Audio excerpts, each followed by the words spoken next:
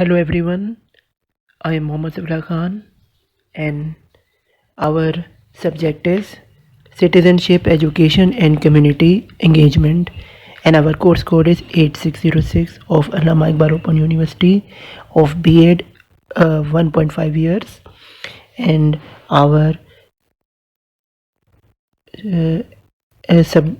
course and we are going in our unit 7 we are going to cover it, and our unit name is Effective Teacher. So let's go and understand what is effective teacher. So first of all, we are going to understand its introduction.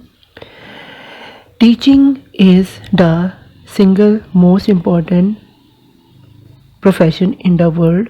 Teachers pass on knowledge and value to children, prepare them for further education and for working life, and are main contribution of good education. Teachers are one of the main pillars of a sound and progressive society. They bear the weight and responsibility of teaching, and apart from parents, are the main source of knowledge and value for children. The role of a teacher is the role of a teacher in a society is both significant and valuable.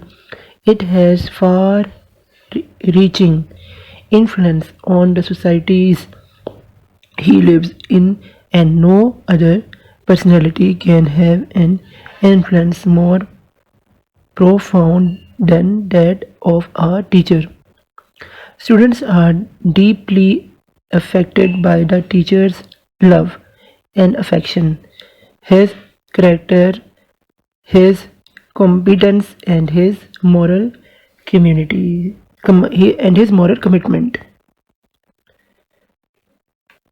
So students, now we're going to understand about new topic, that is characteristics of effective teacher.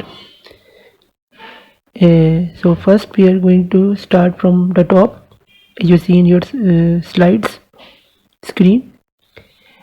Becoming an effective teacher takes practice and special guidance from monitors and administrators.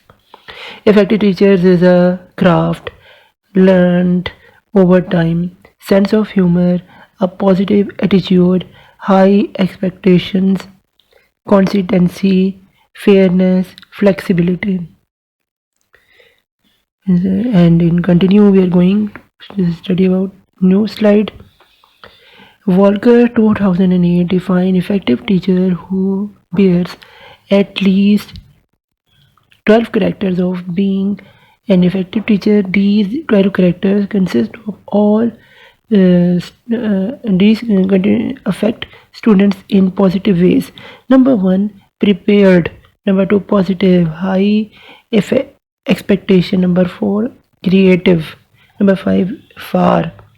Number 6, personal touch. Number 7, development of sense of belonging. Number 8, admit mistakes. Number 9, sense of humor. Number 10, give respect to students. Number 11, forgive. And number 12,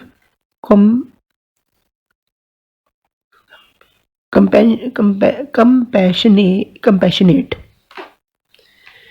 Now students, we are going to understand about effective teaching. So it have 4 parts. So number 1 is communication of material. Then we have classroom management, conductive learning environment, and last is motivation of students. So an effective teacher will in class give student these classroom management, work for classroom management, and conduct life learning environment provide to the student. Then he give motivation to students. As a weak student who is weak due to effective teaching, a weak student is motivated and work hard and score more marks, and this is the reason of effective teaching. And our last is communication of material, communication of material. The communication is the most important interaction between teacher and student, which is by language, by his body language, and by his work, by his eyes contact. So this means a lot for a student and teacher relationship to build up. So students, now we're going to understand about communication and effective teaching.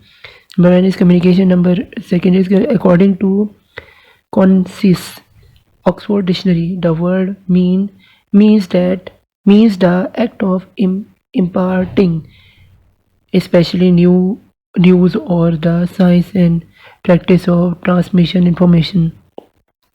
These definitions clearly shows that link between teacher and communication. Teachers are constantly imparting new knowledge or transmission information. Humbly 1993 has show us that communication is a complex process. So now we're going to understand about communication process. What it is: sending source, things of message, put message into work, express the words, message, verbal, non-verbal, channel, person to person, radio, TV, written media, receiver, hear, see, give attention, understand message, accept message. So now we're going to understand about non-verbal communication, body language. Non-verbal verbal communication language has following parts: way of talking, example, pause, start on words, hand movement, waving, sounds, laughing, head movement, example, nodding, eye movement, example, winking, closeness, example, coming too close to someone, appearance, unit unitedness, facial expression, frown, posture, slouching, body contact, shaking hands. Students, now we're going to understand about motivation of students. The word motivation refers to getting someone moving. When we motivate ourselves or someone else, we develop incentives, or we send up conditions that start or stop behaviors. In education, motivation deals with the problems of setting up conditions so that learners will perform to the best of their ability in academic settings. We often motivate learners by helping them develop an expectancy that a benefit will occur as a result of their participants in an interactional experience. In short, motivation is concerned with the factors that simulate or inhibit the desire to engage in behavior. Students, now we're going to understand about types of motivations. Number one, extrinsic motivation. What it is? Let's go and understand about it. Teachers use extrinsic motivation to stimulate learning or encourage students to perform in a particular way. It is one of the most powerful motivations. It is it is operative when an individual is motivated by an outcome that is external or somehow related to the activity in which she or he is engaged. So now we're going to understand new type of motivation, which is intrinsic motivation. What it is? Let's go to understand. Intrinsic motivation refers to rewards provided by an activity itself. Intrinsic motivation arises from internal factors. The motivation arises from internal factors such as a child's nature, feeling of curiosity, anxi- anxiety, confidence, and satisfaction when performing a task. Students, now we're going to understand about theories of motivation. Different different psychologists per- perspectives explain motivation in four different ways: the behavior perspective, the humanistic perspective, in which a Maslow's hierarchy of needs is come, and Rogers motivation theory comes, and next is cognitive way, and the last is social way. So let's now we're going to understand about provision of education condition, provision of education conductive to learning.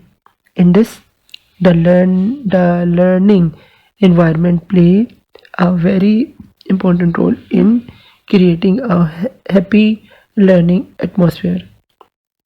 An education and environment conductive to learn can improve students active participants and the effectiveness of the teachers. This is why we need to review the learning environment. The learning environment in a classroom include the physical conditions or the classroom temperature, hygienic air circulation, in interior designing, etc. The arrangement of the classroom, its management and use of learning resources. So now we're going to understand. New slide. Good lighting for learning. Arranging setting to allow for active learning. Comfortable room temperature keep learner engaged. Visual aid need to be see all learners.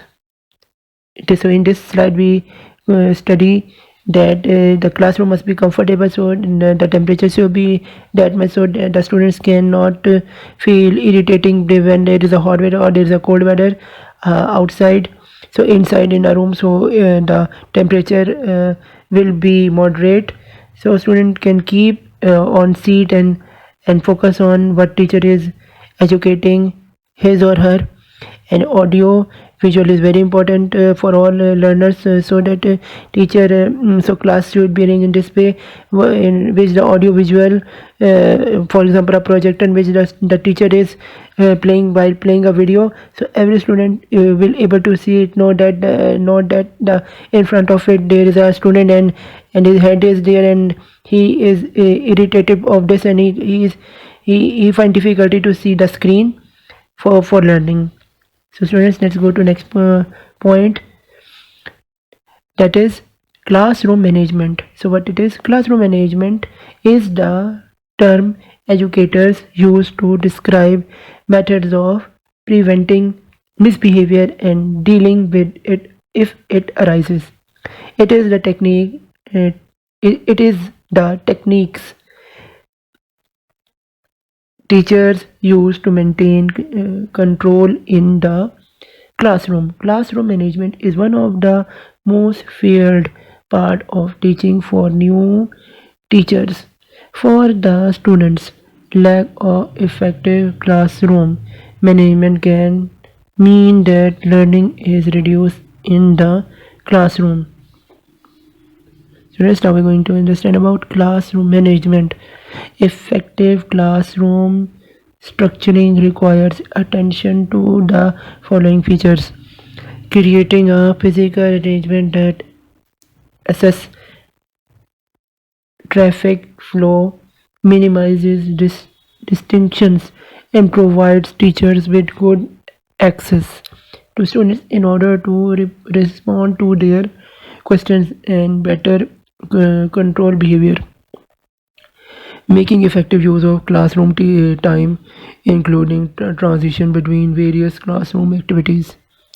ensuring that the nature and quality of students interacts is positive.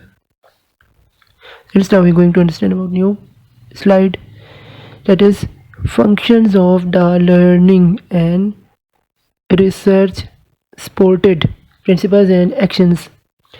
So what it is, everything started with tech, with teach. T is for tailor, for diversity. E is encourage positive behavior. A is arrange the environment for success, and C is consult your peers. And H is for hug yourself. And now we're going to understand about a new topic, which is suggestions for improving classroom management. So what it is, give students an overview of what they are learning. Do not teach isolated segments of content without showing how they link uh, in the whole. Use a variety of approaches from both input and students' presentation of work. Research shows that students have different learning styles. Help students to understand the relevant of what they are learning. It's practice your uselessness, but also how it relate to other areas of knowledge. Use tutors group to have regular personal contact with students in a manageable way. So now we're going to understand about new topic, which is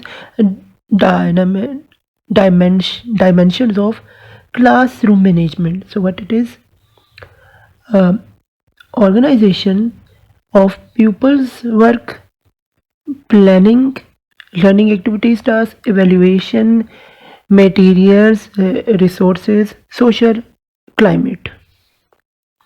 So in this dimension, in a classroom management and pupil are organized by teacher. So they are giving the in planning, there is a giving a homework. In learning activities, they're giving tasks in class like case studies to solve the issues in problem. Then teacher will evaluate them in which assignment or which quiz he scored well, all the students. After this, the material and resources, the teacher will provide material and resources and also reference books so that the students can understand what the teacher is teaching to the student, in which topic is related to it. And last is social climate. In this, a social circle or social climate will be built up in a classroom. So students, our this topic is over of chapter number 7 of effective teaching. Hope you understand, and God bless you all. Good luck for your exam. Bye. Stay blessed.